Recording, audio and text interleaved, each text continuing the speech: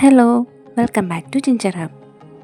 ഇന്ന് നമുക്ക് ഹെൽത്തി ആയിട്ടുള്ള സ്വീറ്റ് കോൺ വെജിറ്റബിൾ സാലഡ് ഉണ്ടാക്കുന്നത് എങ്ങനെയെന്ന് നോക്കാം. ആദ്യമായി സ്വീറ്റ് കോണിൻ്റെ ഔട്ടർ കവറിംഗ് ഒക്കെ മാറ്റി ഒന്ന് ക്ലീൻ ചെയ്തെടുക്കാം. ഈ സ്വീറ്റ് കോൺ സാലഡ് നല്ലൊരു അടിപൊളി വെയിറ്റ് ലോസ് റെസിപ്പിയോടെയാണ്.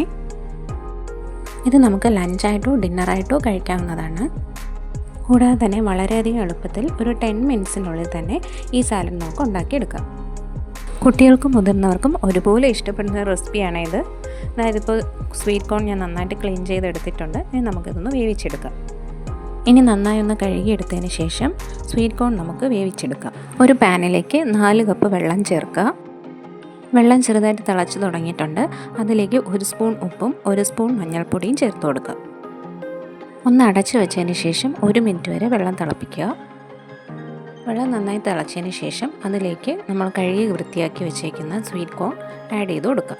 സ്വീറ്റ് കോൺ വേകാനായിട്ട് വലിയ ടൈമൊന്നും എടുക്കില്ല. ഒരു 5 മിനിറ്റ് തിളപ്പിച്ചാൽ മതിയാവും. ഇതായപ്പോൾ വെള്ളം നന്നായിട്ട് തന്നെ തിളച്ചിട്ടുണ്ട്.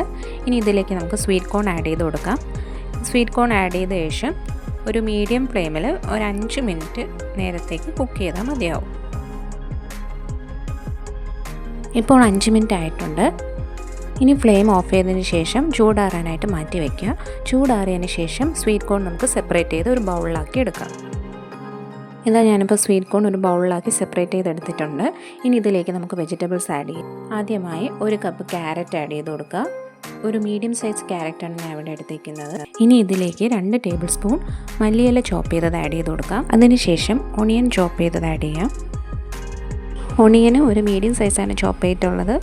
ഇനി നിങ്ങളുടെ ടേസ്റ്റിന് ആവശ്യാനുസരണം ഉപ്പ് ആഡ് ചെയ്ത് കൊടുക്കുക. 1/2 ടീസ്പൂൺ കുരുമുളക് പൊടി ആഡ് ചെയ്യാം.